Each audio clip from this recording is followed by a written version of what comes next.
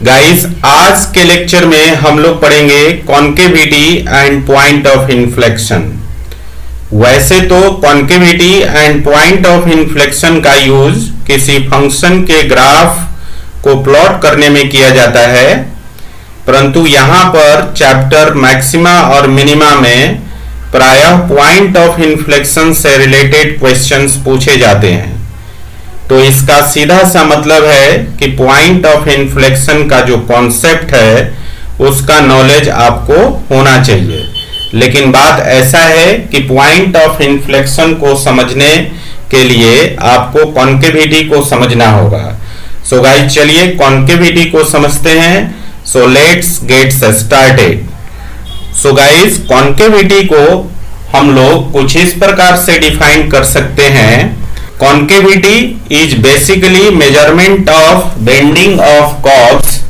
वास्तव में कॉन्केविटी की मदद से कर्व के बेंडिंग को मेजर किया जाता है। यहां पर मैं एक फंक्शन का कर्व लूंगा जिसकी मदद से आपको मैं बेंडिंग ऑफ कर्व्स और measurement of bending of curve समझाने का प्रयास करूंगा। सो गाइस, एक फंक्शन के कर्व को हम ले लेते हैं। आप यहां पर देख सकते हैं कि कर्व जहां टर्न होता है, देखिए यहां पर कर्व टर्न हो रहा है, फिर कर्व यहां पर टर्न होता है और फिर कर्व यहां पर टर्न होता है। मतलब जहां पे कर्व टर्न होता है इसी को हम लोग बेंडिंग ऑफ कर्व बोलते हैं, है ना। और जब हम कर्व के शेप को मेजर करते हैं, मतलब कर्व का शेप किस प्रकार का है, इस बात को पता करने को हम measurement of bending of curve बोलते हैं, है ना। यहां पर आप देख रहे हैं कि टर्निंग पॉइंट पर कर्व का शेप चेंज हुआ, फिर यहां भी टर्निंग पॉइंट पर कर्व का शेप चेंज हुआ और फिर यहां भी टर्निंग पॉइंट पर कर्व का शेप चेंज हुआ। तो ये कर्व का शेप किस प्रकार का बना, है ना। यहां पर आप देख रहे हैं बेंडिंग पोजीशन पर कर्व का शेप जो है कॉनकेव अप है ना, ऊपर की तरफ कॉनकेव है। इसी प्रकार से आप देख सकते हैं यहां पर कर्व का जो शेप है बेंडिंग पोजीशन पे कर्व का शेप नीचे की ओर है, तो इसको हम लोग बोलते हैं कॉनकेव डाउन, है ना। तो बच्चों, आपने देखा कि जब कर्व हॉरिजॉन्टली एक्सटेंड करता है तो उसके बेंडिंग पोजीशन पर कर्व का शेप दो प्रकार का हो जाता है ना। अर्थात हम कह सकते हैं कि कॉन्केविटी दो प्रकार का होता है ना। सो गाइस, हम बोल सकते हैं कि there are two types of concavity, जिसमें पहला है आपका कॉन्केव अप और दूसरा है आपका कॉन्केव डाउन, है ना। सो गाइस, अब हम लोग कॉन्केव अप और कॉन्केव डाउन को वन बाय वन करके समझेंगे, है ना। तो चलिए सबसे पहले समझते हैं कि कॉन्केव अप क्या है। यहां पर हम लोग एक फंक्शन का कर्व ले लेते हैं। मान लीजिए कि फंक्शन आपका f(x) है और उसके टर्निंग पॉइंट पर हम लोग एक टेंजेंट ड्रॉ कर लेते हैं, है ना। आप देख रहे हैं इस कर्व में यहां पर कर्व टर्न होता है, इस टर्निंग पॉइंट पर हम लोग एक टेंजेंट ड्रॉ कर लेते हैं। ओके, तो बच्चों आप देख सकते हैं कि जो कर्व है वो हमेशा टेंजेंट के ऊपर लाई करता है। देखिए कॉन्केव अप के कंडीशन में हमने क्या किया, एक फंक्शन के कर्व को ले लिया, है ना, और इसके टर्निंग पॉइंट पर हम एक टेंजेंट ड्रॉ कर दिए। तो आप देख रहे हैं कि जो कर्व है वो हमेशा टेंजेंट के ऊपर लाई कर रहा है। सो गाइस, यहां पर कॉन्केव अप को हम लोग कुछ इस प्रकार से डिफाइन कर सकते हैं। कैसे? If the curve of the function lies always above the tangent, then concavity of the curve is known as concave up. Okay, अब हम लोग जो है कर्व का नेचर कैसा है इसको जानने का प्रयास करेंगे।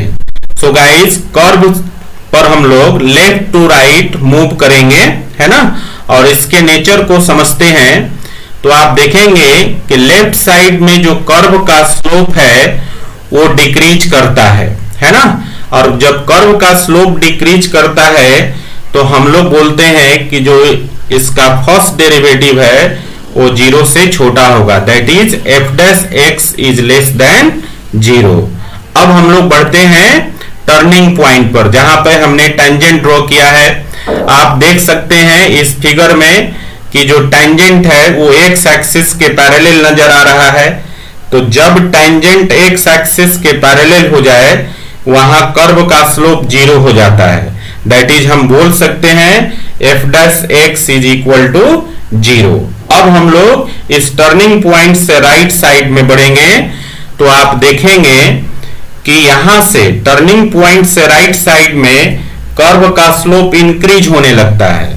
और जब कर्व का स्लोप इंक्रीज होता है तो वहां पे जो कर्व का फर्स्ट डेरिवेटिव होता है वो ग्रेटर देन 0 हो जाता है ना। सो गाइस हम क्या देख रहे हैं, कर्व पर जैसे ही हम लोग लेफ्ट टू राइट बढ़ते हैं तो हम देखते हैं कि जो कर्व का स्लोप है वो ग्रेजुअली इंक्रीज हो रहा है।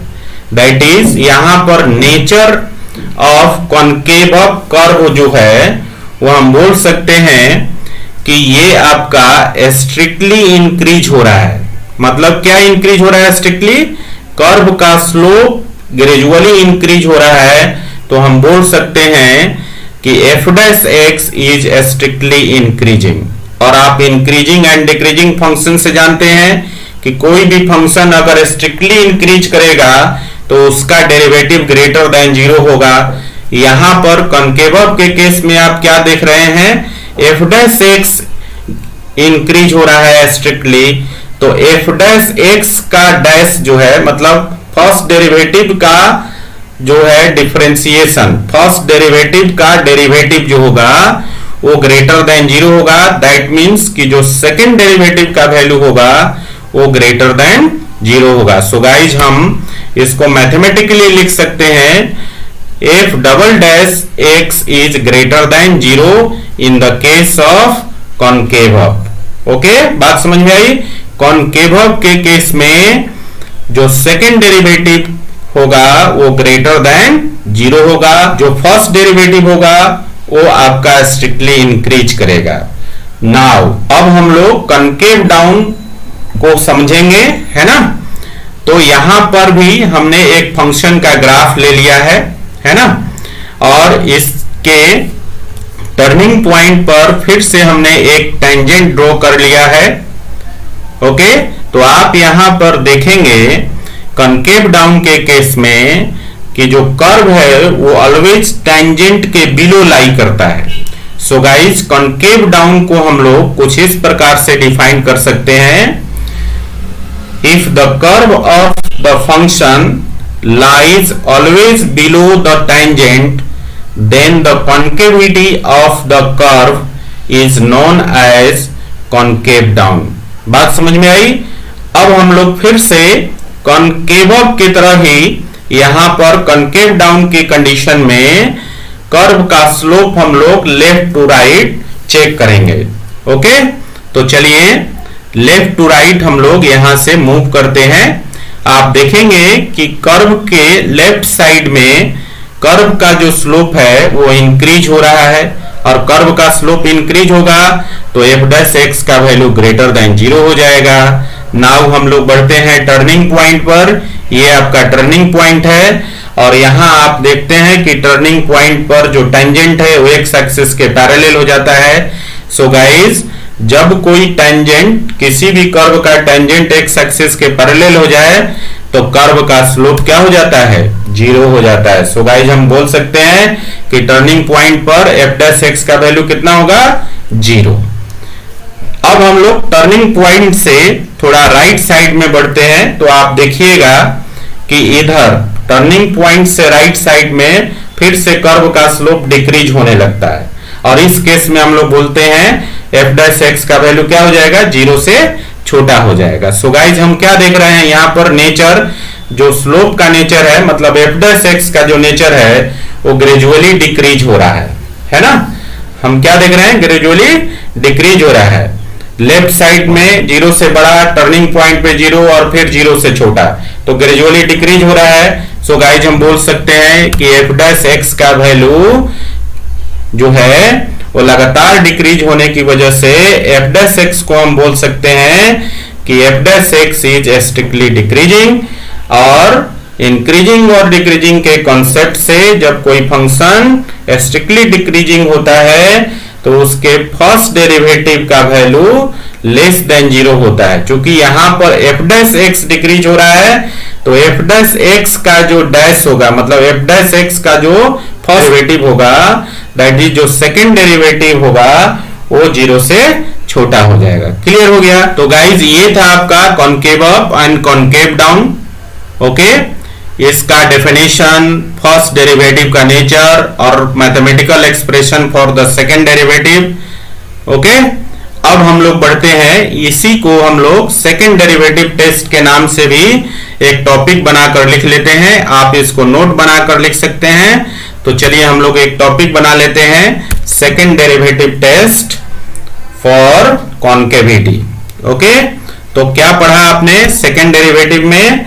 आपने देखा कि अगर सेकंड डेरिवेटिव का वैल्यू 0 से बड़ा है then the graph of the function is concave up. Okay, जो फर्स्ट कंडीशन क्या है? If the second derivative is greater than 0 then the graph of the function is concave up।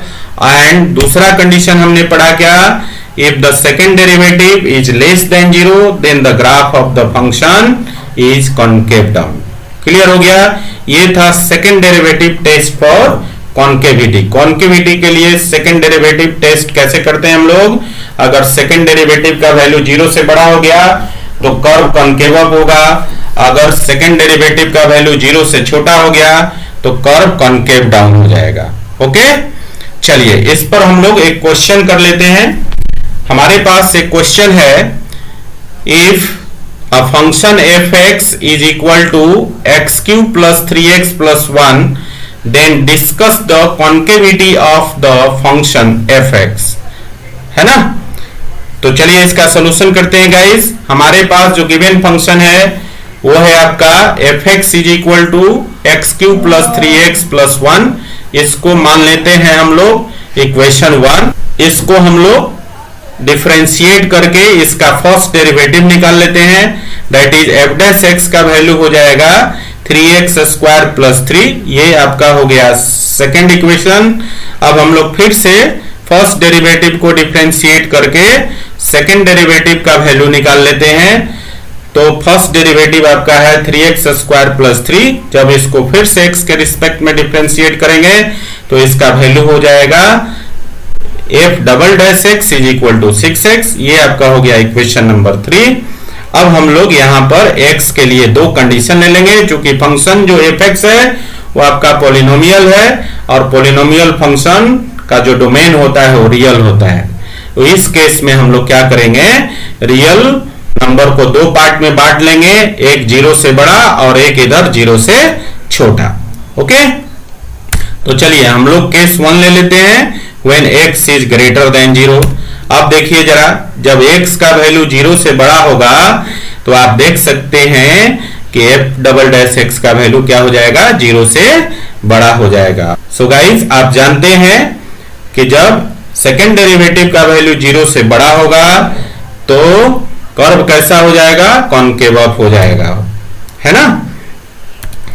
thus हम ये भी बोल सकते हैं the curve of F x will be concave up. Okay, चलिए अब हम लोग आगे बढ़ते हैं सेकंड केस की तरफ। तो यहां पर हम सेकंड केस ले लेते हैं, when x is less than 0। और x का वैल्यू जब आप 0 से छोटा रखेंगे, किसमें, सेकेंड डेरिवेटिव में। यहां पर ये सेकेंड डेरिवेटिव है, यहां पर आप x का वैल्यू जब 0 से छोटा रखिएगा तो आप देखेंगे कि सेकेंड डेरिवेटिव का वैल्यू क्या हो जाएगा, 0 से छोटा हो जाएगा। और आप जानते हैं कि सेकेंड डेरिवेटिव का वैल्यू 0 से छोटा हो जाए तो कर्व का जो नेचर है वो कैसा हो जाएगा, कॉन्केविटी कैसा होगा, कॉन्केव डाउन हो जाएगा, है ना? सो गाइस हम बोल सकते हैं thus the curve of fx will be concave down, है ना।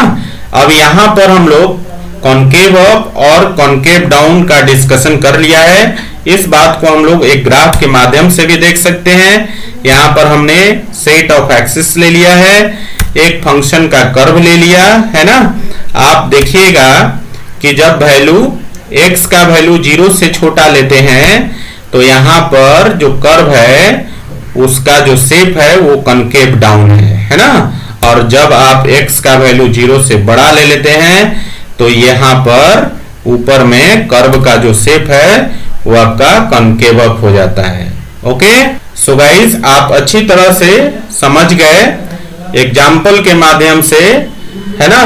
मैथमेटिकली हम लोग किस प्रकार से किसी फंक्शन को चेक कर सकते हैं कि किस रीजन में जो फंक्शन का कर्व है वो कॉन्केव डाउन होगा और किस रीजन में किसी फंक्शन का कर्व जो है कॉन्केव अप होगा। सो गाइस कॉन्केविटी ओवरऑल आप समझ चुके हैं, है ना। और अब हम लोग समझेंगे पॉइंट ऑफ इन्फ्लेक्शन क्या है। ओके,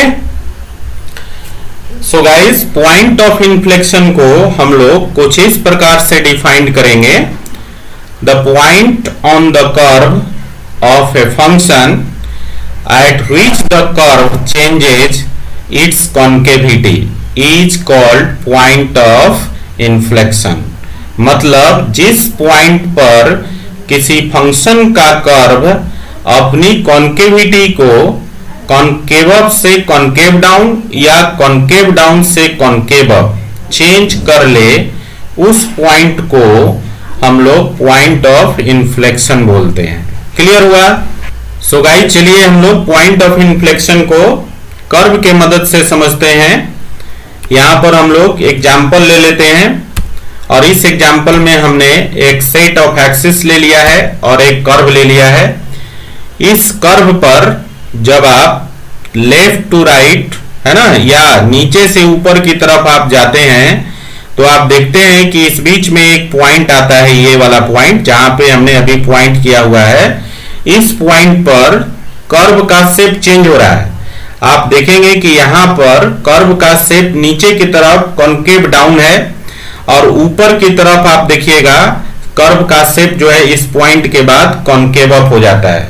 तो ये जो पॉइंट है आपका, है ना, ये जो पॉइंट है आपका, जिस पॉइंट पर हमने अभी पॉइंट किया हुआ है, ये पॉइंट आपका जो है ये कहलाता है पॉइंट ऑफ इन्फ्लेक्शन, है ना। मतलब आपको समझ में आ गया कि पॉइंट ऑफ इन्फ्लेक्शन क्या है।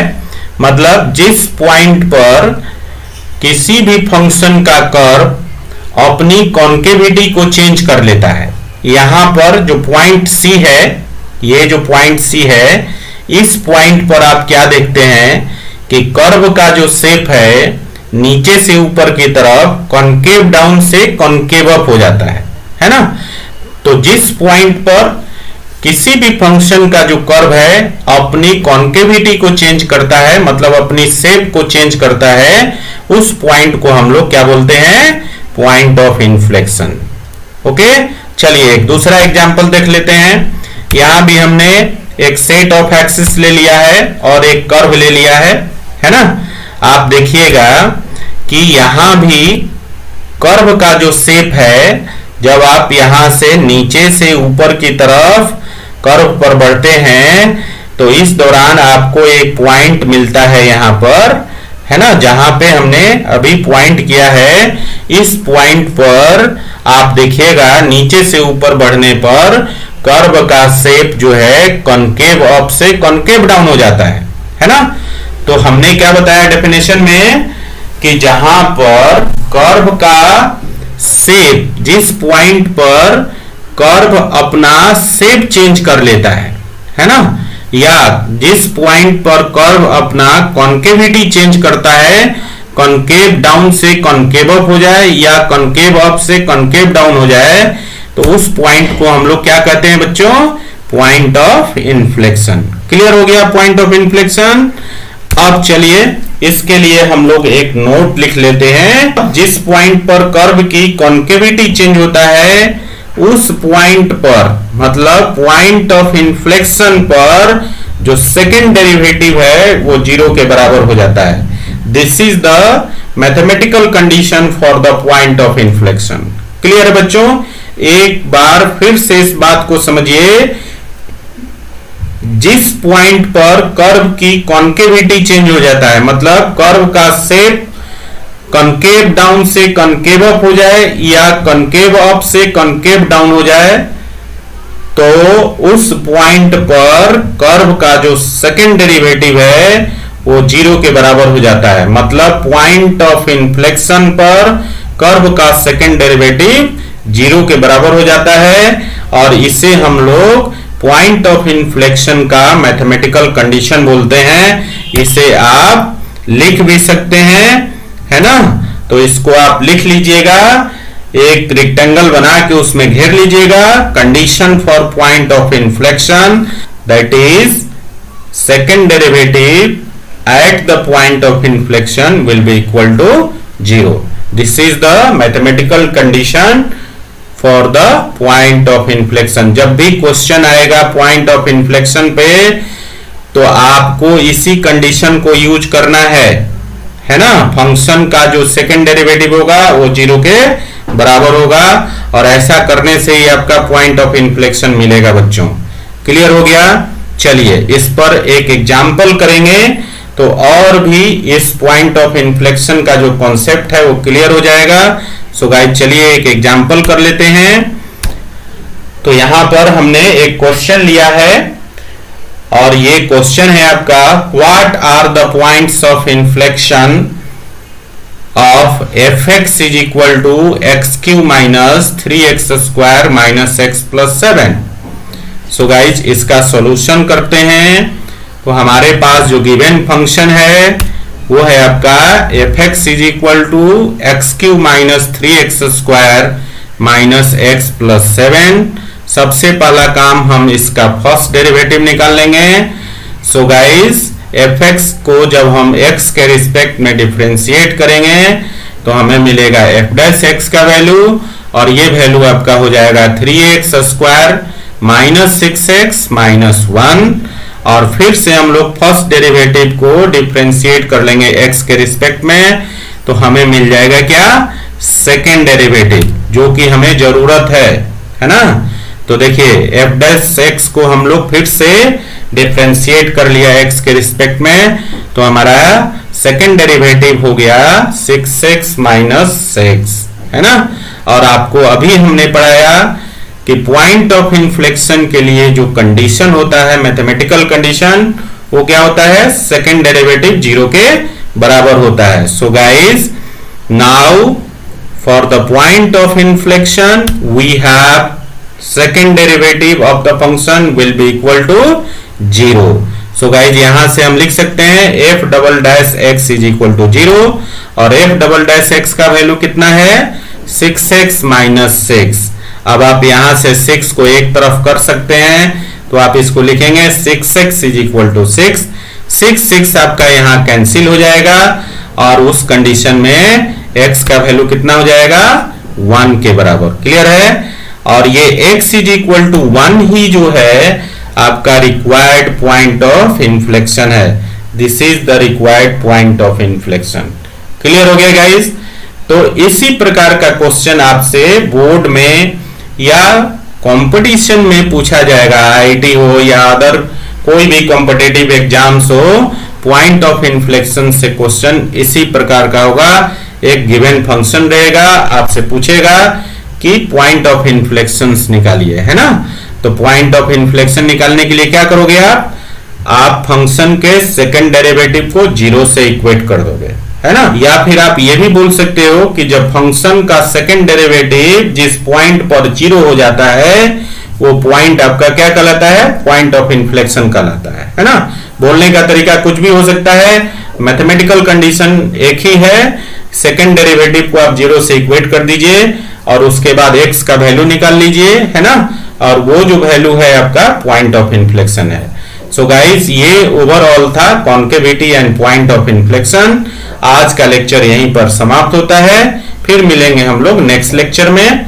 Okay, thanks for watching, keep in touch, do like, share and subscribe.